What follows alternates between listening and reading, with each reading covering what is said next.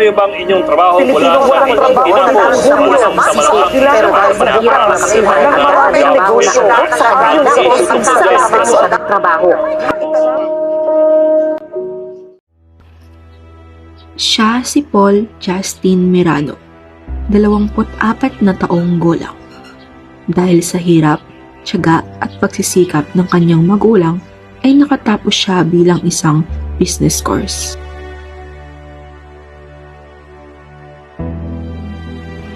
Subalit, nang mag-apply na siya sa kumpanyang nais niyang pagtrabahuhan, ay hindi siya matanggap-tanggap.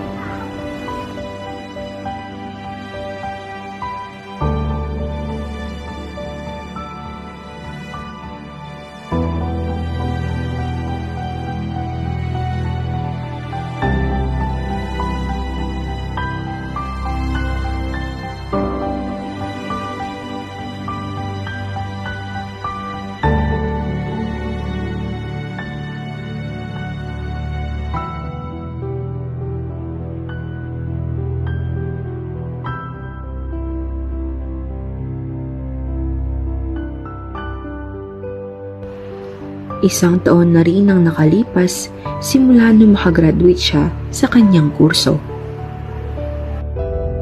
Kung saan-saan na rin siya napunta upang makahanap ng tatanggap sa kanya, ngunit iisa lamang ang kanilang pinapahiwatig. Pasensya na, sa iba ka na lang mag-apply.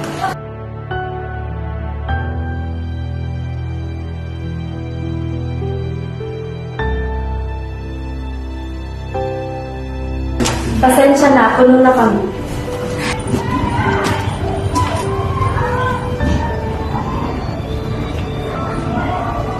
Pasensya, hindi na kami tumatanggap.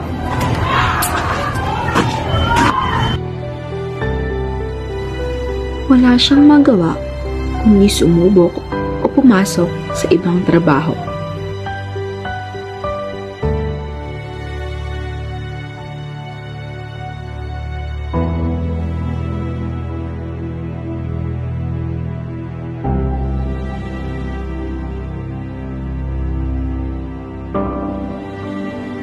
Siya ay nakapasa sa isang simpleng fast food chain bilang isang waiter. Hello po? Sige po. Salamat po.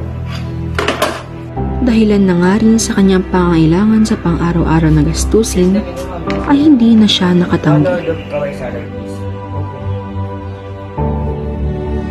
Sa pang-araw-araw na buhay ng mga manggagawang Pilipino, napakaraming hamon na kinakaharap at isa sa mga ito ay ang isang issue na kilala bilang job mismatch. Ang job mismatch ay naglalarawan ng pagkakaiba sa kakayahan at kasanayan ng mga manggagawa sa kanilang trabaho. Sa halip na maipamalas ang kanilang tunay na potensyal, maraming manggagawa ang napipilitang magtrabaho sa mga larangan na hindi tugma sa kanilang kasanayan. Ang pagsusuri sa sanhi at epekto ng job mismatch ay mahalaga upang makahanap ng mga solusyon na makakatulong sa mas epektibong pagtutugma ng mga manggagawa sa kanilang mga trabaho na magbubunga ng mas maunlad na ekonomiya para sa bansa.